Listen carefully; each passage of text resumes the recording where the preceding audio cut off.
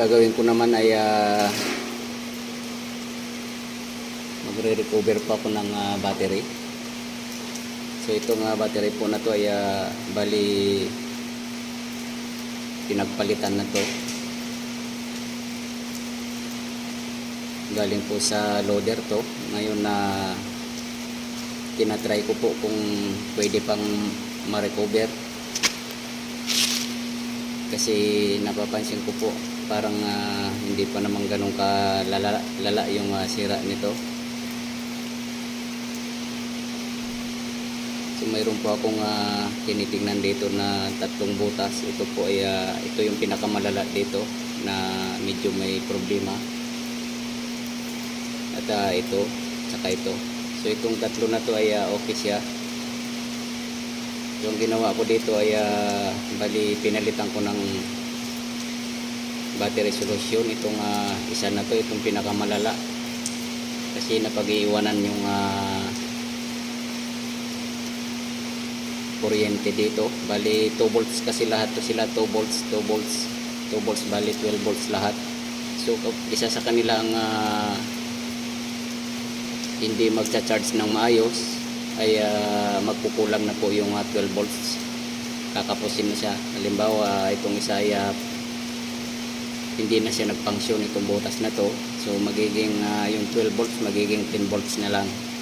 So kapag ginamit po natin sa sasakyan, so may hirapan ng mapa-start yung sasakyan natin dahil ang kailangan po ng voltage, battery voltage ng sasakyan ay 24 volts. So magiging 10 volts na lang. Kaya ganun po ang nangyayari kapag may problema na yung battery. So ito po, bali napapansin ko ay medyo mahina na siya. So pinalitan ko po ng tubig ng battery to, distilled battery solution, dahil ito po yung pinakamalala na kondisyon, itong isa na to. So ngayon po chichikin ko po yung tubig nito kung pasado na po ba yung reading niya sa hydrometer tester. Kasi itong hydrometer tester, once po na mayroon na pag-iwanan na hindi nagcha-charge ng maayos dito, malalaman po natin dito sa hydrometer tester na to. So ilang araw ko na pong tina-charge to para makarecover siya. Kasi kapag yung magandang battery po, kahit na ilang oras lang ay magcha-charge na kagad yung battery ng maayos. Pero kapag medyo may kahinaan na, kahit na ilang araw po natin i-charge ay mahirapan po siya makarecover. Pero ito po ay titingnan po natin kung nakaka-recover na siya.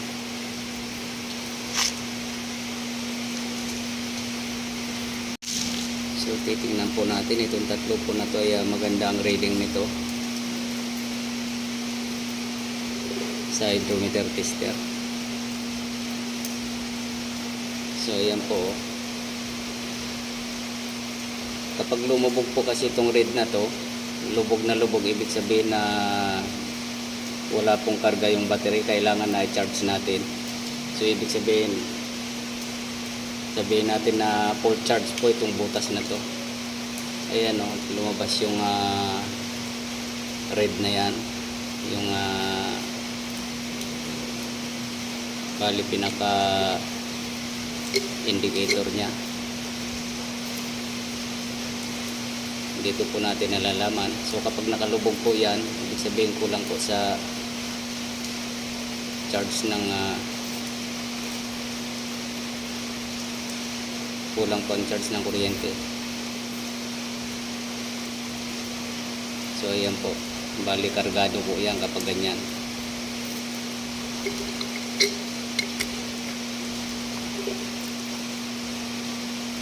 So ganun din po to, bali kargado po siya. So lumalabas sa 4 volts na kagad po yan.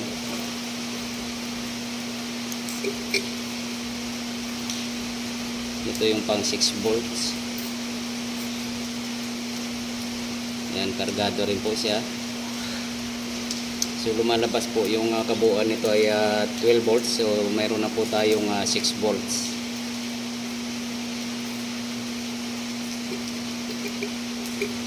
Ito po yung ini-expect ko na dapat makarecover.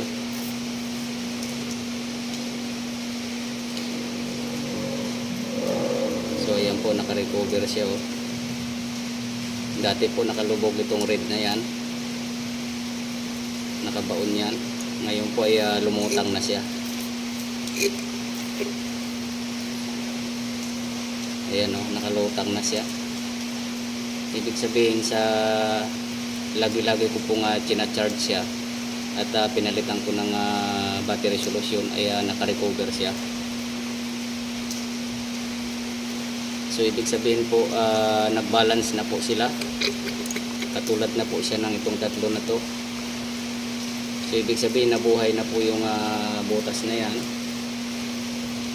Dahil sa lagi-lagi ko pong charge at saka pinalitan ko ng battery solution. So may time po na kahit napalitan natin lagi ng palitan natin ng battery solution ay talagang hindi na po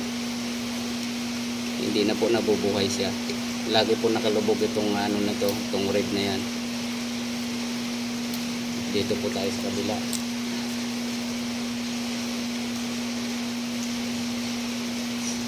So buhay na rin po siya.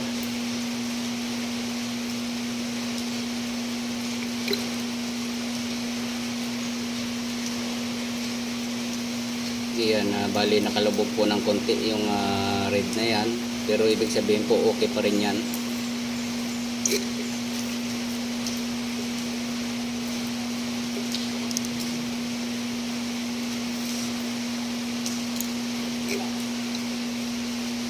So ibig sabihin po ay okay pa rin yan.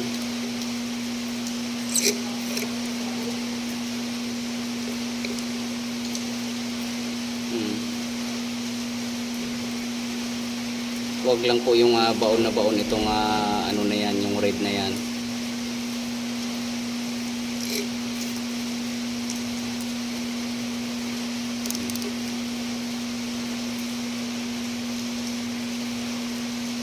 So kailangan po siyang yan po yung bali napag-iwanan siya. Kumbaga sa ano yung charge po ng bawat cell na yan ay naka 100% na. Halimbawa itong apat na yan, kumbaga siya ay barang hanggang ngayon ay 80% pa lang siya. So ganun po yung nangyayari, parang nahihirapan siyang humabol sa charge ng kuryente. Ganun po kapag may problema na yung butas ng inyong battery. Pero kaya po pong makarecover yan basta i-charge lang natin ng i-charge. Makikita naman po yan sa reading. Ayan o. Umaangat pa rin kasi siya o. Ayan o.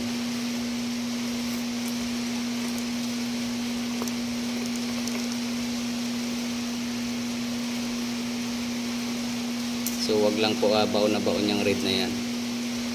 So kulang lang po sa charge pa rin.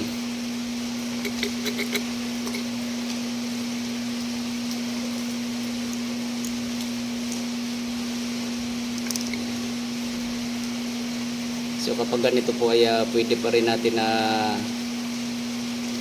i-testing. Palitan po ng itong dalawa na to dahil medyo naiwanan po sila. Palitan po ng bagong battery solution para kumbaga sa ano pinapatapang po natin yung tubig na nakalagay dito.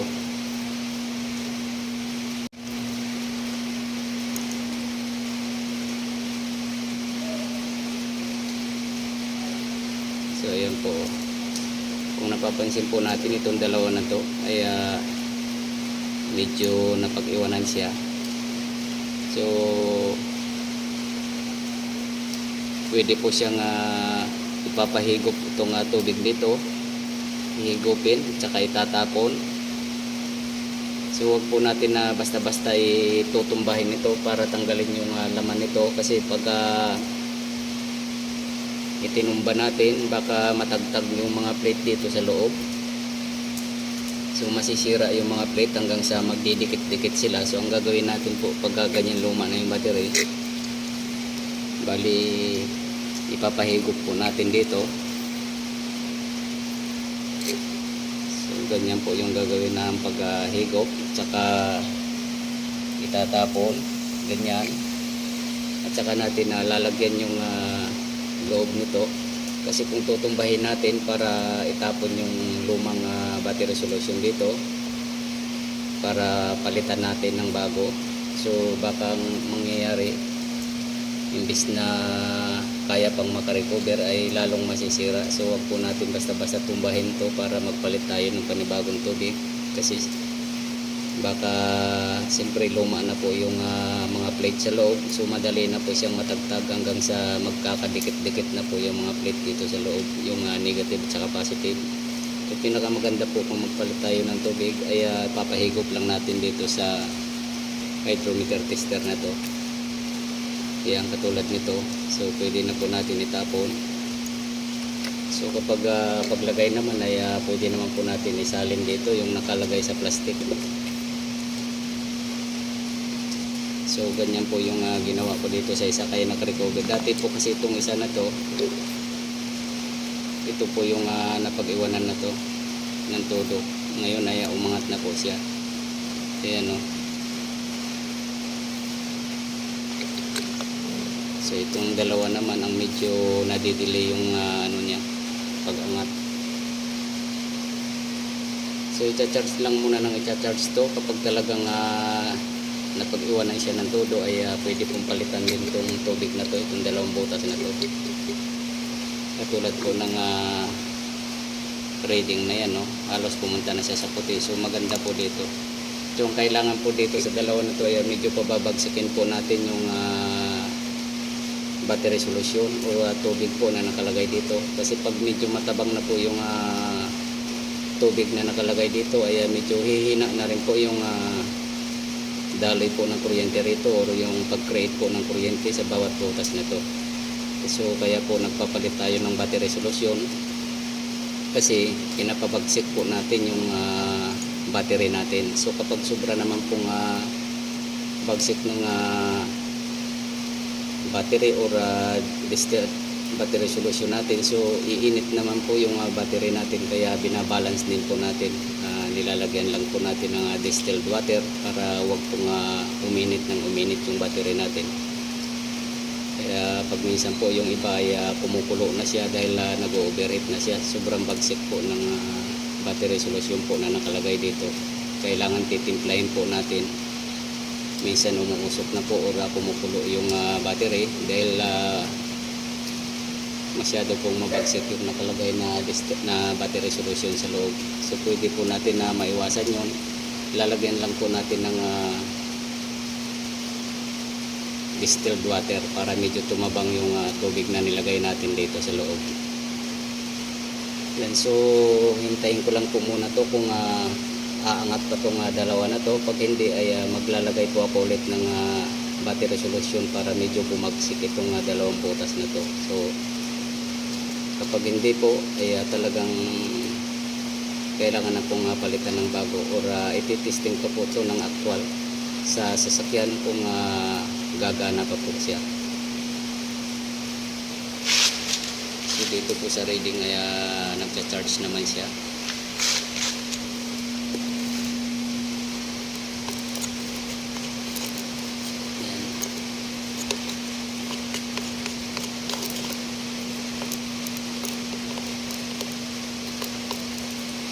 Charge pa rin po siya. Hanggang dito na lang po muna ang video kong ito. Please like, subscribe na lang po, and hit notification bell para sa susunod na mga video. God bless all po.